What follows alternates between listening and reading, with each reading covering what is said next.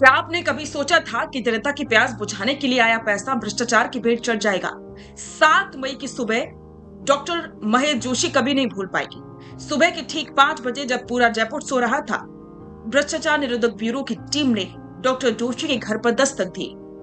करीब 900 करोड़ रुपए के जल जीवन मिशन घोटाले में घिरे पूर्व मंत्री को हिरासत में लिया गया और फिर लंबी पूछताछ के बाद एसीबी दफ्तर में उनकी गिरफ्तारी डाल दी गई।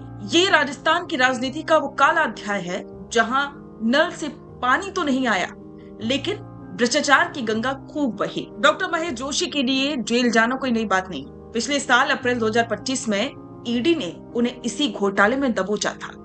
उस वक्त उनके जीवन का सबसे कठिन दौर चल रहा था। उनकी पत्नी बीमार थी और गिरफ्तारी के बाद उनका निधन हो गया।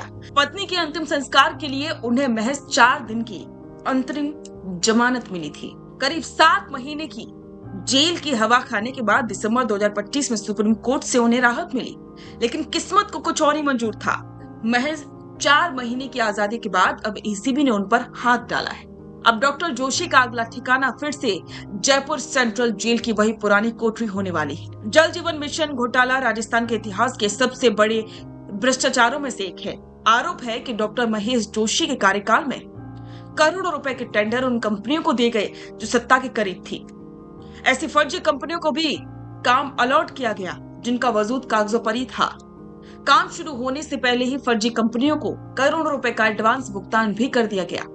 ये मामला पहली बार सितंबर 2023 में खुला था जब एसीबी ने विभाग के अधिकारियों और दलालों को रिश्वत के लेन देन में रंगे हाथों पकड़ा था। इस महा घोटाले को बेनकाब करने में बाबा यानी कि डॉक्टर किरोड़ीलाल मीणा की भूमिका सबसे अहम रही। किरोड़ीलाल ने इस घोटाले से जुड़े पुख्ता दस्तावेज जुटाए और सीधे ईडी को सौंप दिए थे। इसी का नतीजा था कि ईडी ने डॉक्टर जोशी को तत्कालीन आईएएस अधिकारी सुबोध अग्रवाल के ठिकानों पर रेड मारी थी। सिर्फ मंत्री नहीं, ब्यूरोक्रेसी भी इस दलदल में फंसी है। पिछले महीने ही एसीबी ने रिटायर्ड आईएएस सुबोध अग्रवाल को गिरफ्तार किया था, जो अभी भी सेंट्रल जेल में बंद है। अब तक विभाग के 10 से ज्यादा बड़े अधिकारी और दलाल सलाखों के पीछे जा चुके हैं। विपक्ष जहां से एजेंसियों का दुरुपयोग बता रहा है, तो वहीं जांच एजेंसियों का कहना है कि जनता के पैसे की लूट का हिसाब है। डॉक्टर महेश जोशी का कद कांग्रेस में कभी बहुत ऊंचा था, लेकिन आज वे भ्रष्टाचार के आरोपों में इतने घिरे हैं कि वे अब अकेले पड़ गए। सुबोध अग्रवाल की 5 दिन के पुलिस रिमांड में जो खुलासे हुए, उन्होंने एसीबी की राह आसान कर दी है और आज उसी का नतीजा है कि पूर्व मंत्री एक बार फिर से सलाखों के पीछे हैं।